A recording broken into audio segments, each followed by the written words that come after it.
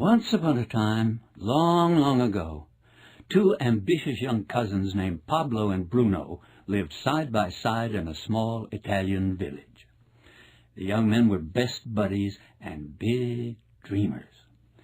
They would talk endlessly about how someday, some way, they would become the richest men in the village. They were both bright and hard-working. All they needed was an opportunity. One day, that opportunity arrived.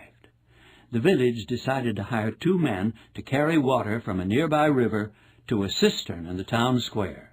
The job went to Pablo and Bruno. Each man grabbed 2 buckets and headed to the river. By the end of the day, they had filled the town cistern to the brim. The village elder paid them 1 penny for each bucket of water. "This is our dream come true," shouted Bruno. "I can't believe our good fortune." But Pablo wasn't so sure. His back ached, and his hands were blistered from carrying the heavy buckets. He dreaded getting up and going to work the next morning. He vowed to think of a better way of getting the water from the river to the village.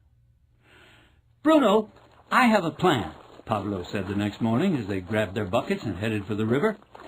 "Instead of lugging buckets back and forth for pennies a day, let's build a pipeline from the river to the village." Bruno stopped dead in his tracks.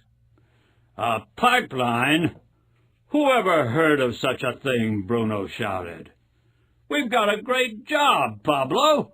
I can carry 100 buckets a day. At a penny a bucket, that's $1 a day. I'm rich. By the end of the week, I can buy a new pair of shoes. By the end of the month, a cow. By the end of 6 months, I can build a new hut. We have the best job in town. We have weekends off and 2 weeks paid vacation every year. We're set for life. Get out of here with your pipeline." But Pablo was not easily discouraged. He patiently explained the pipeline plan to his best friend. Pablo would work part of the day carrying buckets, and then part of the day and weekends building his pipeline. He knew it would be hard work digging a ditch in the rocky soil, and because he was paid by the bucket, he knew his income would drop at first. He also knew it would take a year, possibly 2, before his pipeline would start to pay big dividends. But Pablo believed in his dream, and he went to work. Bruno and the rest of the villagers began mocking Pablo, calling him "Pablo, the pipeline man." Bruno, who was earning almost twice as much money as Pablo, flaunted his new purchases. He bought a donkey outfitted with a new leather saddle, which he kept parked outside his new 2-story hut.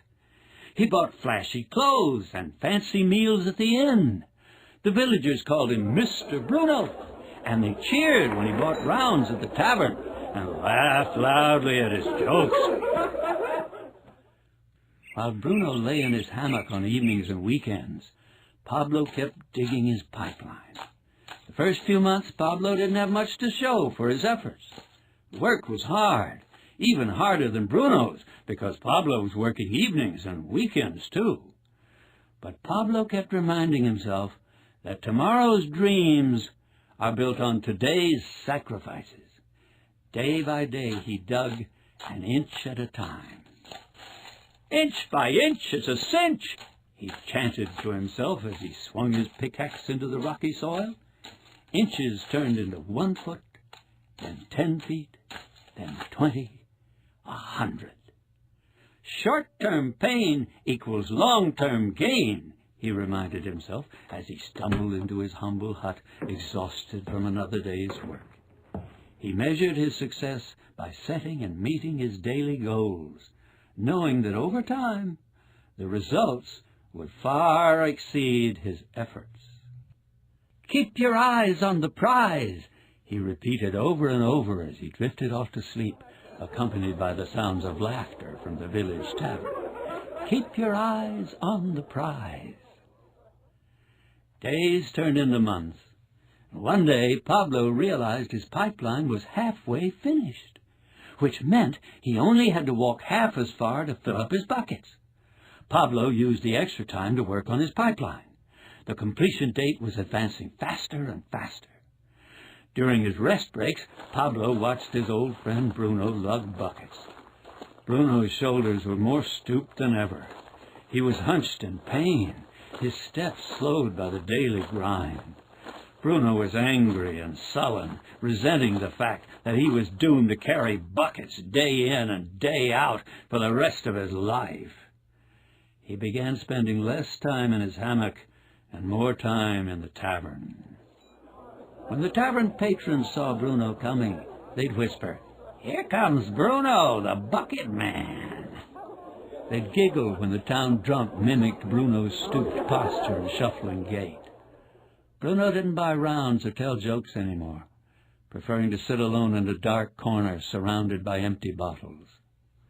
Finally, Pablo's big day arrived. The pipeline was complete. The villagers crowded round as the water gushed from the pipeline into the village cistern. Now that the village had a steady supply of fresh water, people from the surrounding countryside moved into the village, and it grew and prospered. Once the pipeline was complete, Pablo didn't have to carry buckets anymore. The water flowed whether he worked or not. It flowed while he ate, it flowed while he slept, it flowed on the weekends while he played. The more the water flowed into the village, the more the money flowed into Pablo's pockets. Pablo the pipeline man became known as Pablo the miracle maker. Politicians lauded him for his vision and begged him to run for mayor. But Pablo understood that what he had accomplished wasn't a miracle. It was merely the first stage of a big, big dream. You see, Pablo had plans that reached far beyond his village. Pablo planned to build pipelines all over the world. The pipeline drove Bruno the bucket man out of business, and it pained Pablo to see his old friend begging for free drinks in the tavern. So Pablo arranged a meeting with Bruno. "Bruno, I've come here to ask you for your help." Bruno straightened his stooped shoulders and his dark eyes narrowed to a squint. "Don't mock me," Bruno hissed. "I haven't come here to gloat," said Pablo. "I've come here to offer you a great business opportunity. It took me more than 2 years before my pipeline was complete, but I've learned a lot during those 2 years. I know what tools to use, where to dig, how to lay the pipe. I kept notes as I went along, and I've developed a system that will allow me to build another pipeline and then another and another. I could build a pipeline a year by myself, but that would not be the best use of my time.